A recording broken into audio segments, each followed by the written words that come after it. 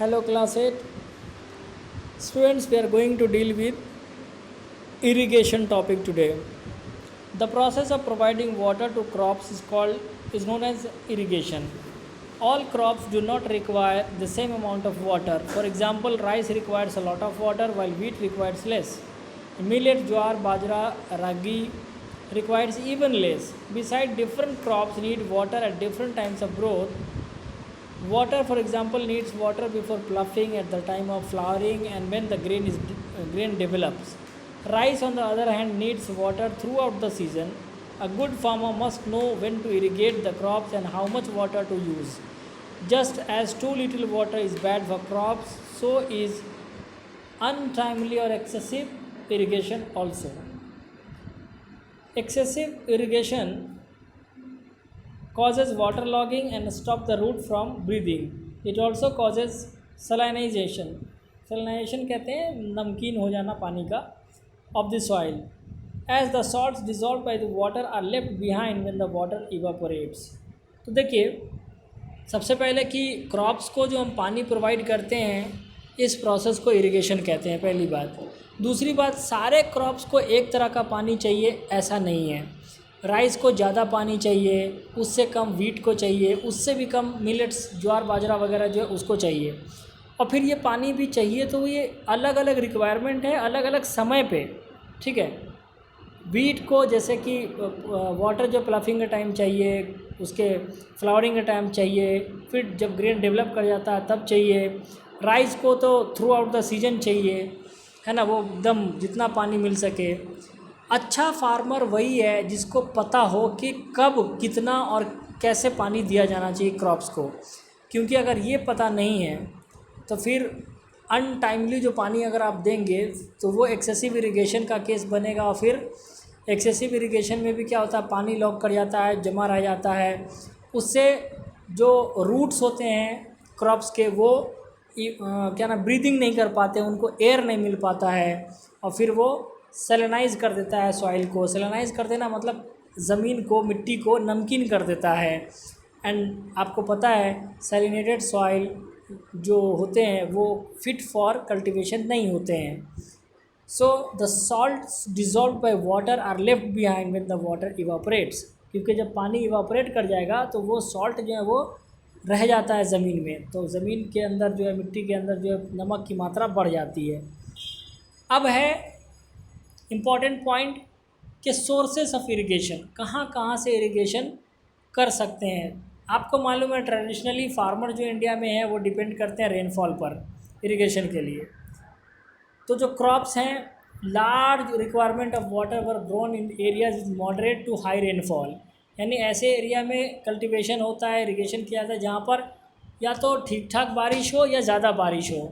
And Hardy crops which can withstand shortage of water were grown in dry areas, और ऐसे crops जो कम पानी का यूज़ में भी ग्रो कर जाते हैं उनको ड्राई एरियाज़ में ग्रो कराते हैं। Things have changed to certain extent in modern times with the construction of large dams across the rivers. अब नए समय में, नए ज़माने में, मॉडर्न एरा में ये चीज़ें थोड़ी चेंज हुई है, क्योंकि बड़े बड़े डैम्स कंस्ट्रक्ट किए गए हैं और डैम से पानी को कैरी किए जाते हैं कैनल्स के द्वारा बहुत सारे ऐसे एरिया में जहाँ पर वाटर की स्कैरसिटी है। इंदिरा गांधी कैनाल जो कि ट्रांसफॉर्म किया बहुत सारे पार्ट्स जो डिज़र्ट डिस्ट्रिक्ट्स हैं, गंगानगर, बीकानेर जो राजस्थान में पड़ता है, वहाँ अगर आप देखें तो ये काफ़ी अच्छा एग्जाम्पल है इंदिरा गांधी कैनाल का, जो पानी को एक जगह से दूसरी जगह कैनाल के थ्रू ट्रांसपोर्ट कर देते हैं, पहुँचा देते हैं। और जो एरिया डिप्राइव्ड है वाटर की स्कार्सिटी है वहाँ पर, उस एरिया में तक पानी पहुँचाते हैं। It brings water from Sutlej, Ravi, Beas.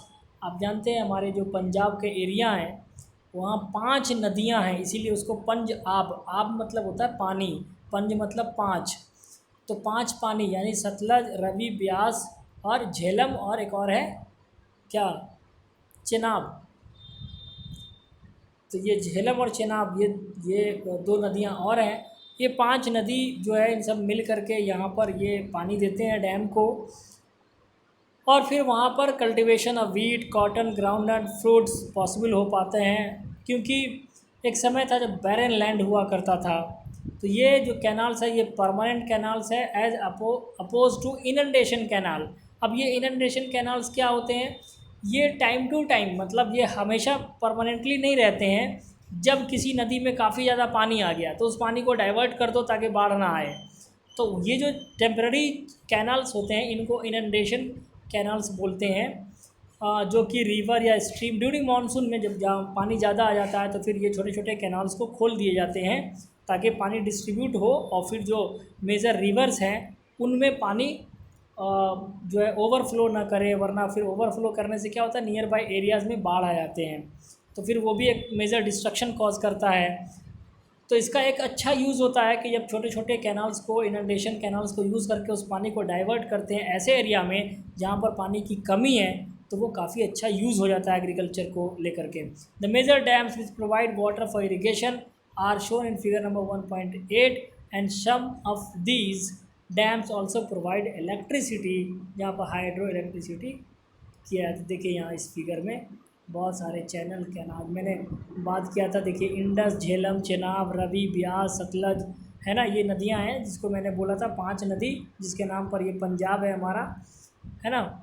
फिर और भी हैं, इधर आप देख सकते हैं दामोदर है, कोसी है, गंडक है, सोन है, घाघरा है, गंगा है, यमुना है, बेतवा है, चंबल है। आप ध्यान देंगे आपको हमेशा के लिए याद रहेगा, यहाँ पर जो मैं आपको गुजरात के पास यहाँ दिखा रहा हूँ, ये देखिए नर्मदा एंड तापी, ताप्ती भी कहीं लिखा जाता है, कहीं तापी भी लिखते हैं। These are the only 2 rivers, Narmada and Tapi, that flows in the Arabian Sea. बाकी भारत में लगभग जितने हैं नदियाँ प्रोमिनेंटली, ये सब के सब कहाँ जाते हैं, बे ऑफ बंगाल में। अब देखिए ब्रह्मपुत्रा, ये नदियाँ ऊपर में जब ये उधर होता है नेपाल साइड में, चाइना साइड में, इसका नाम होता है सांगपो, सांगपो, टी साइलेंट है, सांगपो बोलते हैं। महानदी पे हीराकुंड डैम है, आप देख सकते हैं, रिहांड है, सोन नदी है, गोदावरी है, कृष्णा है, तुंगभद्रा है, ये काफ़ी अच्छी अच्छी नदियां हैं, कावेरी है, ये सब नदी का पूरा दिया हुआ। इसको मैप पर अच्छे से पढ़ लीजिएगा, देख लीजिएगा, ये सब भी आते हैं। ये एसएसटी की क्लास नहीं है लेकिन फिर भी ये इम्पॉर्टेंट क्लास है और इसमें इन सब चीज़ों को भी आप ध्यान में रखिएगा, ये सब पूछे जाते हैं, ठीक है। तो नेक्स्ट क्लास में हम लोग बात करेंगे इस पर, ठीक है ना। Okay, thank you.